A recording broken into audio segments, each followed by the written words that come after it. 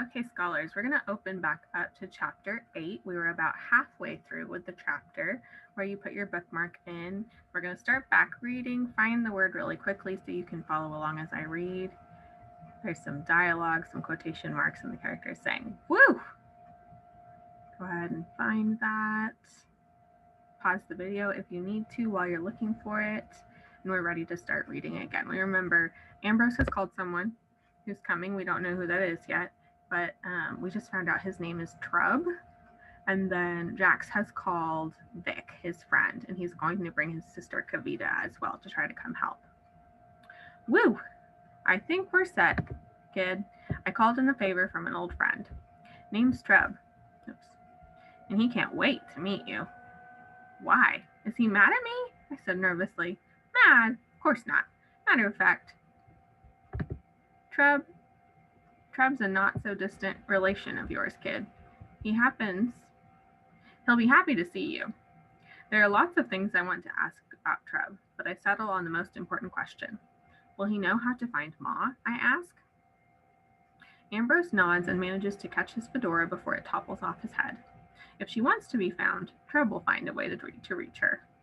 Wants to be found? What do you mean? She's not hiding from us, Ambrose. I left her behind. Tears spring to my eyes, but I manage to stop them from trickling down my cheeks. I can't stop my nose from running, though, so I open Ma's purse and fish around for her packet of tissues. Ambrose uses one of his gloved hands to pat me on the back. Don't be so sure, and don't be so hard on yourself, kid. The transporter misfires now and again, but Ma don't make mistakes. Could be this is all a part of her plan. Plan?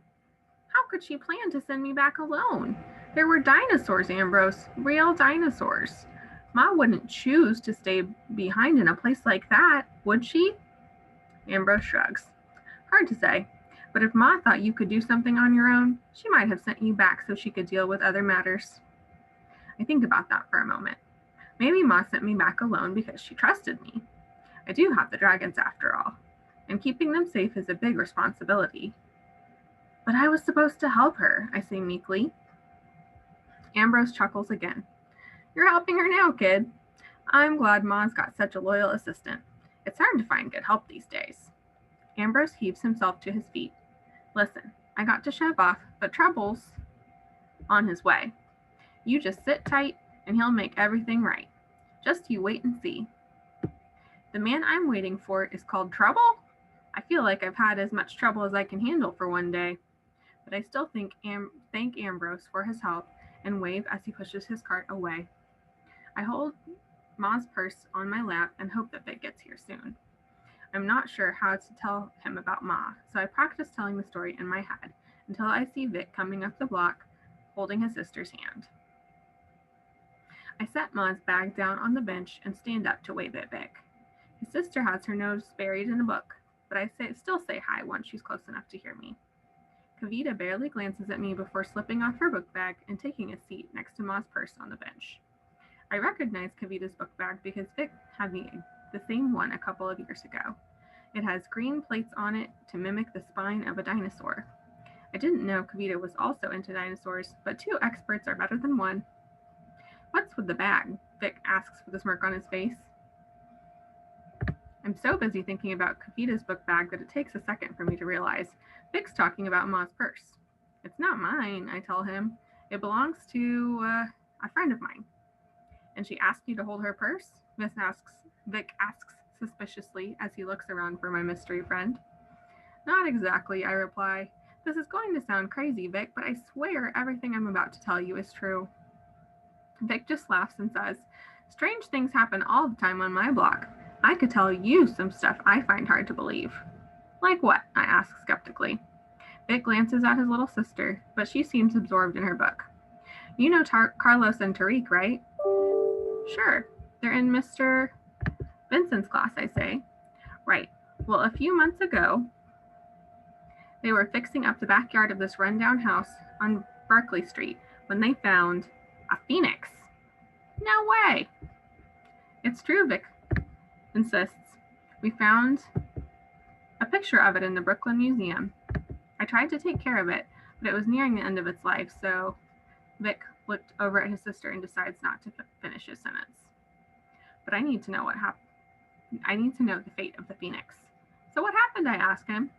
Vic leans in and says, "It went up in flames. But that means a new phoenix was born from the ashes. I haven't seen it yet, but I keep my eyes open just in case. You never know what you might find in Brooklyn."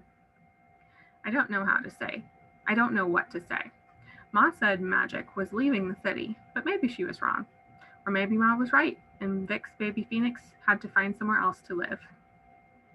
The best part of Vic's story is that I've never heard it before, which means he knows how to keep a secret. "So," Vic says, "what's your unbelievable story?" I make sure Kavita is still engrossed in her book. Then I step closer to Vic and say, "My friend's missing, and she's a witch." Vic doesn't blink, so I go on. "She received an important package from Madagascar and instructions to take good care of what was inside." "And what was inside?" Vic asks. 3 dragons. This time, Vic's eyes grow wide. "Actual dragons?" I nod, but then confess, "Well, I haven't seen them, but that's what Ma said." "She saw them?" Not exactly. Ma kept them in the dark because there's this thing called imprinting." Vic nods like he doesn't need an explanation. "And your friend didn't want the dragons to get attached to a human. Smart move. So where are the dragons now?" I point to Ma's bag over on the bench. Then my heart skips a beat. The first thing I notice is that Kavita is no longer reading her book. The second thing I notice is that the familiar red mint tin is on her lap, and it's open. "No!" I cry, but it's too late. Not only are there 3 tiny dragons peering out of the tin, Kavita is feeding them. "Kavi, what are you doing?" Vic asks. "Sharing my snack," she replies without even looking at her brother. Vic and I draw closer to get a better look at the dragons. They're so tiny that they must have had plenty of room inside Ma's mint tin. 2 have wings, and 1 has a long body with plates along its curved spine. All of them have purply scales that shimmer like feathers, and that circle the necks of their All of them have purply scales that shimmer like the feathers that circle the necks of strutting pigeons. So their scales look like pigeons' feathers. The dragons look harmless, and they purr happily as they eat the crumbs Kavita is sharing with them. I point at the plastic sandwich bag on Kavita's lap. Inside are 2 round ivory-colored cakes. 1 is whole, and the other has been broken into pieces by Kavita so that she can feed the hungry dragons. So here in the illustration, we see Kavita holding the dragons and her little snack, and Jax and Vic are looking over her, not looking very happy. They're a little concerned. I remember what Ma said about not giving the dragons marshmallows. "What's in the bag?" I ask anxiously. "That's Peta," Vic explains. "My auntie brought us some from her shop in Queens." I've never heard of Peta, but the dragons can't get enough of it. Kavita laughs as they nip at her fingers and jostle for more. "Ma said newborns love sticky sweet things," I tell Vic. "Then they'll love Peta," he says. "It's made from milk, sugar, and cardamom." Vic reaches into his sister's bag and takes out the cake that's still whole. A sliced green pistachio nut has been pressed into its center. Vic breaks the cake and hands half to me. "Try it." Vic pops his half of the Peta into his mouth. I take a small bite at first, but quickly cram the rest into my mouth. It's so good. For a moment, none of us say a word as we savor the sweet, creamy cake.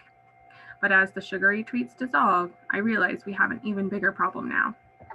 The dragons are gazing up at Kavita with adoration. And I could be wrong, but it looks like they're a little bit bigger than they were just 5 minutes ago. I don't want to go off on a little girl, so I start with a simple question. "Hey, Kavi, how did you find the dragons?" I ask. "I needed a napkin, so I looked in your purse." "It's not my purse," I tell her. "It belongs to Ma." Kavi rolls her eyes and says, "Whatever. I was looking in your mom's purse when I heard something crying, so I..." "Dragons don't cry," Vic says irritably. "How do you know?" Kavita asks in a voice that sounds just as annoyed. They sounded sad, so I opened the tin and gave them some of my snack. I looked at Vic, and he looks at me before sighing heavily. I'm guessing this isn't the first time his little sister had caused so much trouble. She might be faking it, but Kavita gives us an innocent look and asks, what's the big deal? You had no right to poke around in Jackson's purse, Vic says angrily. It's not my purse, I remind him. That's right, it belongs to a witch, Vic hisses at the last word, and Kavita's eyes grow wide. But you meddled with her dragons, and now they think you are their mother, Vic tells her. I don't mind, Kavita says while stroking the wingless dragon under its chin. The twin-winged dragons get jealous and clamor for her attention, rubbing against her arm like cats. I mind, I exclaim. Then I look around at the people going on and out of the park and realize I need to keep it down. Those dragons aren't supposed to be here, I tell Kavi. They are supposed to be delivered somewhere else, but now you've ruined everything. If Kavita feels bad about what she's done, she sure doesn't show it.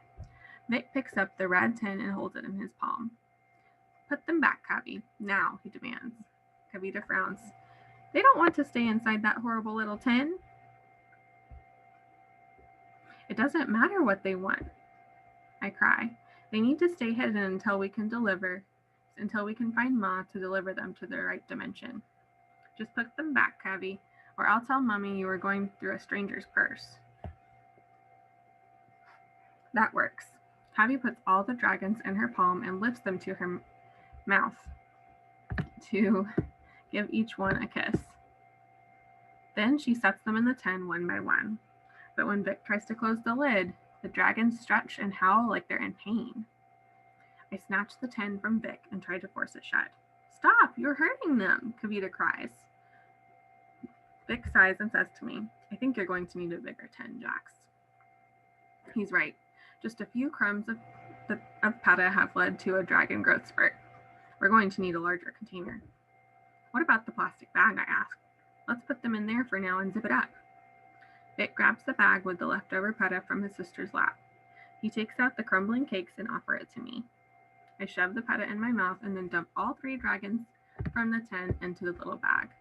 But as soon as they start eating the crumbs sticking to the bottom of the bag, their scaly, writhing bodies start to grow some more.